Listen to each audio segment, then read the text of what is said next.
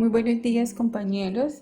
Mi compañera Joana Verdugo y yo, Ronnie León, vamos hoy a tratar la sentencia T970 del 2014 que nos habla sobre la eutanasia. Para esto vamos a iniciar definiendo la eutanasia, sus modalidades, sus elementos. Luego pasaremos ya a lo que son los hechos relevantes, sujetos relevantes, las normas relevantes, el problema jurídico, la respuesta a este problema jurídico y la opinión que nosotras damos al respecto. Entonces, para iniciar, definición de la eutanasia. Las definiciones sobre la eutanasia son múltiples y actualmente no se cuenta con alguna totalmente aceptada. No obstante, lo que sí está claro es que en este procedimiento deben concurrir los siguientes elementos. El primero, que exista un sujeto pasivo, que es el que padece la enfermedad terminal. La segunda, que el sujeto activo que realiza la acción o omisión tendiente a acabar con los dolores del paciente, quien en todos los casos debe ser un médico. Y la tercera, que debe producirse por petición expresa, reiterada e informada por parte de los pacientes. Es así que la doctrina ha sido clara en señalar que cuando no exista ninguno de los anteriores elementos, se estaría en presencia de un fenómeno totalmente distinto que no compete en sí mismo a la ciencia médica. Sin embargo, cuando se cumplen en su totalidad los elementos, la eutanasia puede provocarse de diferentes maneras. La primera, eutanasia activa o positiva. Esta se da cuando existe un despliegue médico para producir la muerte de una persona. Ejemplo, cuando se suministra directamente algún tipo de droga o cuando se realizan intervenciones en busca de causar la muerte. Segundo, la eutanasia pasiva o negativa. La eutanasia es pasiva o negativa cuando quiera que la muerte se produce por la omisión de tratamientos, medicamentos, terapias o alimentos. En este caso, la actuación del médico siempre es negativa, pues su conducta es de no hacer o no poderla realizar. La eutanasia directa se da cuando existe una provocación intencional del médico que busca la terminación de la vida del paciente. La eutanasia indirecta se origina sin la intención de causar la muerte de la persona. Según algunos autores, esta eutanasia indirecta no sería precisamente una eutanasia, pues uno de los elementos de esta práctica es la provocación intencional de la muerte. En todo caso, en esos eventos la muerte no es pretendida, sino que puede ser originada por efectos colaterales de los tratamientos intensos que reciben estos pacientes. Las modalidades de la eutanasia. Según la Corte, la eutanasia hace referencia al procedimiento mediante el cual un médico, por acción o omisión, provoca la muerte de un paciente que padece una enfermedad terminal luego de la petición expresa, reiterada e informada de este. Puede haber eutanasia activa cuando el médico provoca la muerte, o pasiva cuando el paciente desiste de los tratamientos curativos y decide asumir la muerte de manera voluntaria. Estos conceptos deben diferenciarse de otras nociones comúnmente asociadas, pero diferentes a la eutanasia, como lo son la distanasia, que es lo opuesto a la eutanasia y se define como el comportamiento que consiste en preservar la vida a toda costa, incluso en perjuicio del bienestar del paciente, de lo cual se puede decir que es una visión sacralizada de la vida y opuesta a la lectura hecha por la Corte en la jurisprudencia. Adistanasia. La distanasia es la omisión de medios extraordinarios o innecesarios para conservar la vida del paciente y que trata de la no prolongación artificial de la existencia cuando la muerte es inminente.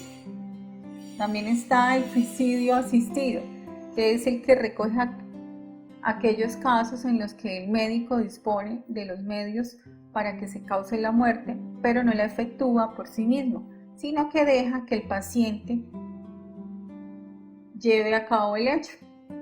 Los cuidados paliativos o ortotanasia consisten en el tratamiento médico para conducir ya al paciente a la muerte natural de manera digna a través de medidas que le disminuyen gran parte el sufrimiento o ayudan a controlárselo.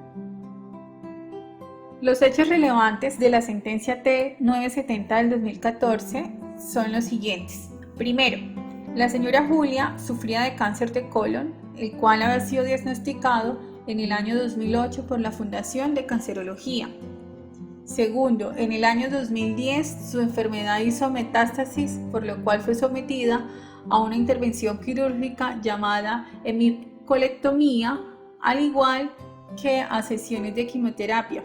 Tercero, en el año 2012 y luego de numerosos tratamientos ineficaces, fue hospitalizada y le proporcionaron cuidados paliativos. Cuarto, la accionante le solicitó al médico tratante que le aplicara la eutanasia, recibiendo respuesta negativa por parte del galeno. Quinto, Julia, mediante la acción de tutela, solicitó que se amparara su derecho a la vida y muerte digna, pidiéndole al juez que fijara fecha y hora para su procedimiento. Sexto, el juzgado 10º Civil Municipal de la ciudad de Medellín, en providencia del 23 de julio del 2013, resuelve no tutelar los derechos fundamentales invocados por la señora Julia. Como sujetos relevantes de esta sentencia se encuentran la señora Julia y Comeva EPS. Como normas relevantes, el derecho a la vida, el derecho a morir dignamente, sentencia 239 de 1997, que es la que despenaliza la eutanasia, y el decreto 1216 de 2015, que es la regulación del derecho a morir dignamente. Buenas tardes, compañero. Continuando con el análisis de la sentencia T970 del 2014 y específicamente en el planteamiento del problema, la Corte Constitucional tuvo como planteamiento principal determinar si la EPS Comeva desconoció los derechos fundamentales a la vida digna, la muerte digna y la dignidad humana de la señora Julia, al negarse a practicar el procedimiento de eutanasia a pesar de su solicitud expresa en circunstancias de dolo extremo derivadas del cáncer de colon que padecía y que a la postre causó su muerte, basando la negativa en que 1. La peticionaria no se halla en condiciones de expresar su consentimiento libre e informado, y 2. No existe una ley expedida por el Congreso que permita llevar a cabo el procedimiento. Abordando el planteamiento del problema propuesto por la Sala Novena de la Corte Constitucional, indicó que la carencia actual del objeto puede presentarse a partir de dos supuestos. 1. El hecho superado, que se presenta cuando por la acción u omisión del obligado se supera de la afectación de tal manera que carece de objeto el pronunciamiento del juez constitucional. 2. El daño consumado, que tiene lugar cuando la amenaza o la vulneración del derecho fundamental ha producido el perjuicio que se pretendía evitar con la acción de tutela, como por ejemplo cuando el solicitante requiere un tratamiento médico y fallece durante el trámite de la acción constitucional por obrar negligentemente la EPS al no suministrarle dicho tratamiento. Con respecto a la precisión terminológica de eutanasia, distanasia, ortonasia, entre otros, no voy a entrar a hacer un análisis en razón a que mi compañera inicialmente explicó cada uno de sus conceptos para dar claridad a estas terminologías. La Corte Constitucional en la sentencia T970 del 2014 abordó la sentencia C239 de 1997, que elimina la responsabilidad penal en los casos de homicidio por piedad cuando ocurre la voluntad libre del enfermo terminal. en la que concluyó en esa oportunidad la Corte que el Estado no puede oponerse a la decisión del individuo que no desea seguir viviendo y que solicitan que le ayuden a morir, cuando sufre una enfermedad terminal que le produce dolores insoportables, incompatibles con su idea de dignidad, y puede proceder en consecuencia en ejercicio de su libertad y sin que el Estado esté habilitado para oponerse a su designio ni impedir a través de prohibiciones o sanciones que un tercero ayude a hacer uso de esa opción. Y también agrega que el sujeto activo debe ser un médico, puesto que el único profesional capaz de no solo de suministrar esa información al paciente, sino además de brindarle condición para morir dignamente. Y es así como se clasifica la sentencia C-239 de 1997 como una sentencia hito. Dentro de la ratio decidente se tienen como sentencias 4 fundamentales en el siguiente orden. La primera, la C-239 de 1997, la T-493 de 1993, la C-355 del 2006 y la T-970 del 2014, que es la del caso en concreto. Dentro de la sentencia T-493 de 1993 se concluye que es el individuo quien de manera libre tiene derecho a elegir en caso de enfermedad grave si enfrenta la muerte o se prolonga la vida por medio de tratamientos médicos. La sentencia C-355 del 2006, si bien no habla de la eutanasia, es la sentencia dominante, pues soluciona el problema planteado, ya que concluye que la objeción de conciencia no es un derecho del cual son titulares las personas jurídicas o el Estado. Este derecho solo es posible reconocerlo a personas naturales, de manera que no puede existir clínicas, hospitales, centros de salud o cualquier que sea el nombre con que se les denomine que presenten objeción de conciencia a la práctica de un aborto cuando se reúnan las condiciones señaladas en esta sentencia. En lo que respecta a las personas naturales, cabe advertir que la objeción de conciencia hace referencia a una convicción de carácter religioso debidamente fundamentada.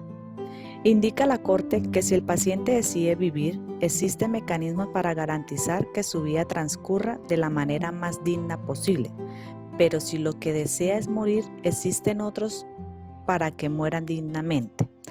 Y a pesar de que la doctrina moral, ética, religiosa, política, entre otras, nutran las posiciones sobre determinados asuntos, la Constitución de 1991 como norma superior es el parámetro de interpretación jurídica que tienen los agentes normativos a la hora de solucionar asuntos como el que actualmente ocupa esta sala.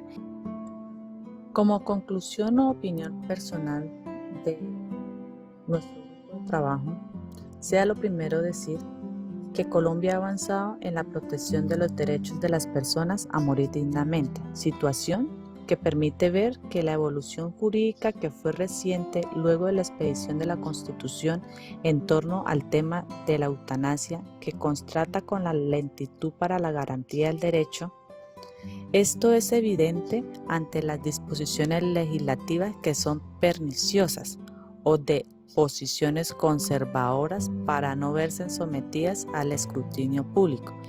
Y es que decidir sobre un tema que implica la vida digna por encima de toda situación implica, además de argumentos y procedimientos médicos, para la construcción de valores en los individuos de la sociedad colombiana. Con esto damos por culminada nuestra exposición. Agradecemos la atención por parte del docente y nuestros compañeros. Muchas gracias.